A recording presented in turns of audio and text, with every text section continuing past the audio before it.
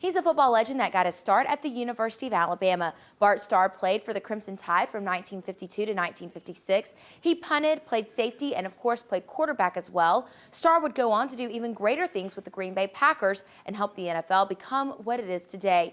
Here to tell us more about Bart Starr is the author of a new book about the living legend, Keith Donovan. His book is America's Quarterback, Bart Starr, and the Rise of the National Football League. Thanks for being with us today. Great to be with you.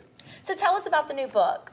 Well, Bart Starr was this great overachiever, 17th round draft choice. Wasn't supposed to even play in the National Football League, but he's not the most talented player of his age. He's not Johnny U, he's not Joe Namath.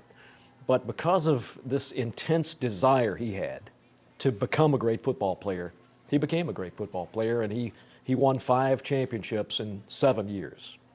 What inspired you to write a book about Bart Starr? A number of things. I write sports books, so I'm looking for interesting, sports people to write about.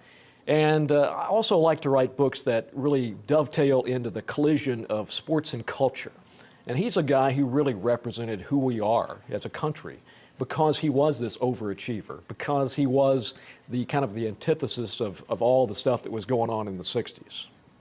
How did you get to interview him for this? Yes, Okay. he cooperated, his wife and his son. Very, very helpful. And tell us about that experience. Oh, it was great. They're terrific people, and everybody will tell you great Bart Starr stories, and there are just so many great stories about him in terms of helping people. He started this ranch for underprivileged kids in Wisconsin. It really is a remarkable part of his legacy. But there's tragedy in his life. He lost a younger brother to tetanus, of all things, when he was a young boy in the 40s. And of course, he lost a son to drugs. And the University of Alabama is central in parts of this story. I was going to ask that was my next question, how the university plays into it. What type of information about the university is in the book? Well, I've written obviously about more colorful, more successful eras of Alabama football. But this is the dark ages we're writing about, in the 50s. Mm-hmm. He was, had a pretty good couple of years in the early 50s and a good sophomore season. But then in 1955, here he is, the future 2-time Super Bowl MVP, who's not good enough to start, only winless team in Alabama history in 1955. Wow. So it's a rags to riches story.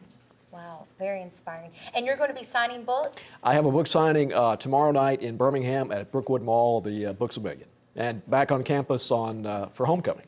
Okay, the Vanderbilt game. Vanderbilt game for the museum. And that's day. October 8th? That's October 8th. Wonderful. Well, we appreciate you being with us today to share this information on First at 4. Hey, great to be with you.